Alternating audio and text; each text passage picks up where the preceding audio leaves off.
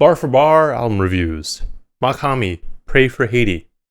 Pray for Haiti is the latest project from one of hip-hop's most elusive artists, Mach-Hommy. This album marks the end of the beef that he had with Griselda, or more specifically Westside Gunn. How the other members of Griselda feel about this as of now, we don't know.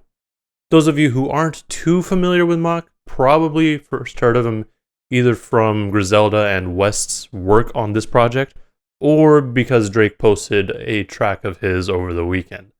But I hope we all now know that he's one of them ones. With his music, there's a few things to keep in mind. He has a lot of projects out, but only a handful of them are available on streaming. This is mostly due to the way that he would sell and promote his albums in the past. He treats his music like art and prices it as such.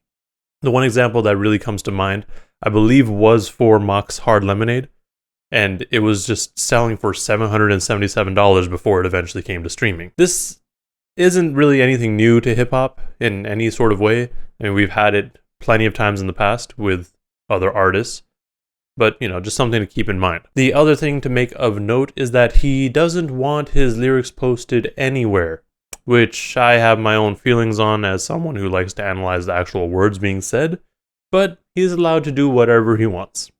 The album starts off with the track The 26th Letter, which is a really dope start to the project.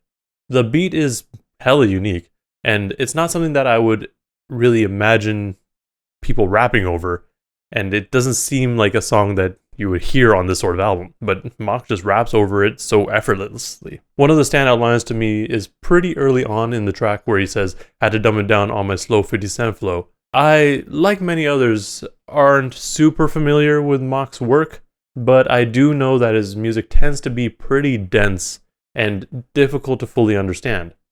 It's interesting to see here that he's pretty self-aware and knows that he can be dense, so for everyone else he'll try to dumb it down. Don't know why he had to go at 50 Cent like that though. With the second verse he mentions how West told him to rearrange the whole game and fuck up their top 5, which honestly is something that I can see happening for some. Mach has just something about him that really draws you in, and for new listeners, it can definitely be a breath of fresh air. The next track is No Blood, No Sweat, which is one of the shorter tracks on here, but that's okay, I feel. The beat is also just really beautiful, and again, not a beat that I would expect anyone to rap on. It's almost like a song that you would hear playing at a fancy gala or a dinner where there's a pianist or harpist just performing in the background somewhere. And then you just have Mach rapping all over it, which almost derails that inelegant feeling with bars about how he's more or less the best and how everyone wants to be his friend, but he's pretty exclusive. The track ends with Mach-Hommy saying, trying to take food out people's mouths, which I'm pretty sure is just him addressing the people who are around him only because he started to gain some popularity. He then goes on to say, "Oh, don't fuck with Mach," as if he's mocking these people that are just kind of making fun of him, and questions just how old they are because the way they're saying it is kind of petty. The production continues to be a highlight with the track Folie à Deux, which translates roughly to Madness for Two. The track features Keisha Plum, flanked by verses from both Westside and Mach-Hommy. This is a really enjoyable track for me, mostly because of the verses that we get from West and Mach. With Keisha Plum, as much as I enjoy her inclusion and contributions in general, I feel it was a bit more out of place here. Maybe I would have had her verse at the end instead of right in the middle, but I mean, it's not like it ruined the song. I still really liked the song and her verse. It just kind of messed the flow up a little bit. I also like how we got a slightly more sped up version of Westside Gunn's ad-libs right before her verse too. And it kind of works because he's like, he said something along the lines of speed up my drums and goes do do do do do do do. Another thing that I really liked here was Westside Gunn's verse. A lot of the time I feel like Westside Gunn can be a bit much, and I don't always enjoy his verses, but his flow here was incredible. It was also funny to me that Mach ended his verse saying, "You really stuffed up, you need a Flonase," because when I was listening to it, I was really stuffed up because of allergies and was thinking about grabbing my Flonase. With Markel Jackson, it sounds like Mach-Hommy is talking about his homies and the finer things in life, which is most evident with the closing line, "We stay fresh like every day is Easter Gun Day." This track, as well as others, has a bit of an extended beat break after the verse, which is a criticism that I've heard, but I enjoy it. This takes us right into the next track and the lead single for the album, The Stellar Ray Theory. As a single, it did an excellent job of getting my attention, and I'm sure it grabbed other people as well. It feels like the most accessible sound that he could have chosen to go for, while still maintaining some pretty dense lyrics. To me, this track is about making your own lane and creating your own sunshine in the dark. I really liked the line near the end of the song where he says, "They be on message boards planting seeds of discord." Discord, I guess, can be considered an evolution of message boards, and the seeds could be in reference to the seeds that you need when you torrent Mach's music, because, you know, it's not always the most easily accessible thing to get. And he knows that. And he knows that y'all do that. And he even says, "Welcome to the greatest show on earth," which in this case is his music. With the next track, Marie, we get a Hail Mary tribute, which I thought was pretty cool. This track has Mach talking about a woman or women who he's known for some time, and it's like the track is dedicated to them.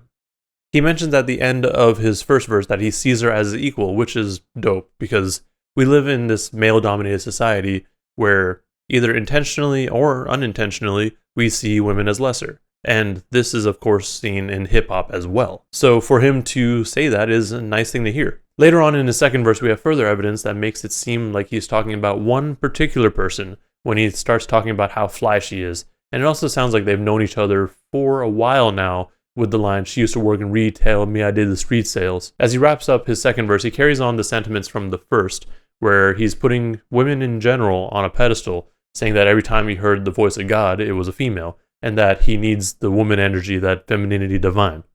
It's interesting because I feel like if it was anyone else, it wouldn't really sound as good or as smooth. So he did a really good job here. Next we have Criminel, which features some solid production again, this time from Nicholas Craven. Throughout this track, Mach brings up a lot of these people that come to him in his sleep, ranging from Dee to D-Lo to Stevie. This is one of the other songs on the album where we only really get one verse and an extended outro.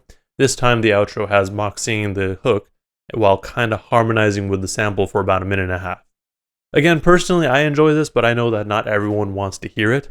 And just overall, this track's just a whole vibe. That leads us into the next and shortest song on the album, Pen Real. Mach starts off the track very strong with this relentless flow, which leads him to talking about being in his bag.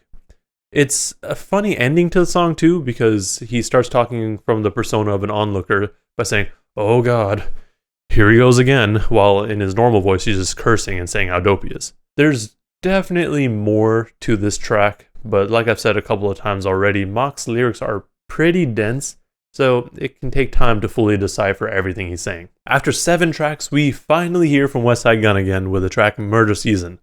This track has one of my favorite choruses because it just keeps getting stuck in my head, where he goes, "Murder Season again." Mach doesn't necessarily have the best singing voice, but I do like it. The production on this track is probably the most, I guess, expected on this project, as it sounds the closest to a typical Griselda beat. The track itself feels like an interlude though, because we don't really get any verses until about a minute in, and then Mach ends the track with his verse around 2 minutes, leaving us a whole another minute and a half with him just kind of talking and singing the chorus. I can see this track getting a little old for some, but as of now it hasn't really worn itself out, for me at least. Next we have Magnum Band with The God Fahim. The production on this track is reminiscent of No Blood No Sweat in the sense that it's pretty. But unlike No Blood No Sweat, the drums hit just a little bit harder. The track starts off with Mach saying, "Hey, the homie said I spend too much time on the mountain and shit. He said, come down from Mount Olympus, Mach." Which is just funny to me because Mach would totally just be the guy chilling out there. When we get to his verse, he starts things off with just so many shoe bars, from the Kobe beef Asics to the Air Mag spraying to asking how many rappers will his K-Swiss. There's also a line regarding capital Steez, which I found in poor taste, but I just wanted to at least mention that. Westside Gunn returns with the track Rami, where he and Mach basically trade bars over a piano and cymbal-laced beat. The track doesn't necessarily seem to have one singular topic that the two rap about, but it starts off with what I believe to be a progression from what people used to do to where they're at now. It also touches on some of the things that they've accomplished, such as Gunn getting a shoe deal. I like the line from Westside Gunn in his, I think it was the second verse, where he says, "Smelling like I cooked a brick at a Met Gala," which really just sounds like a flex. I mean, it's like he smells all fancy and stuff, with a hint of cocaine, which, to be fair, might be a normal smell at these sort of events. As the album begins to wrap up, we approach one of my favorite tracks, Au revoir. It's one of my favorites just because everything about it is solid, from the production to the lyrics to the chorus.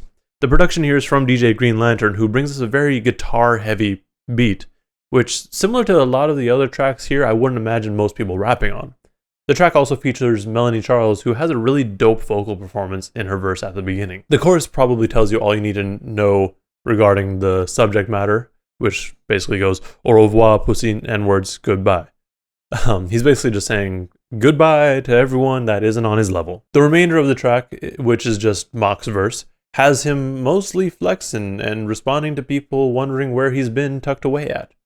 That's kind of funny because it's not like he really disappeared or anything. He's still been releasing music, it's just been a little sporadic. I also like the line about give him 2 shots like Moderna, which it's very relevant. The penultimate track on this album is Blockchain, which also happens to be one of the other shortest songs on the album. The track starts off with a sample, which gets wound down to reveal the actual jazzy beat, which I thought was pretty cool. Right after that, we hear Mach-Hommy say, please don't forget the hyphen, almost as if he's channeled his inner MF Doom when Doom would say, just remember all caps when you spell the man name. The track talks pretty much just about his work ethic and how he'll still recite even on Sabbath, which is supposed to be a day of rest, and how he's gone from sleeping on a cot to a proper name brand mattress. The last track on Pray for Haiti is 10 Box's Sin Eater. This track is reminiscent again of typical Griselda tracks with this dusty sounding instrumental. The first part of the track is him talking about the Sin Eater, basically listing off all the things that the sin can't eat.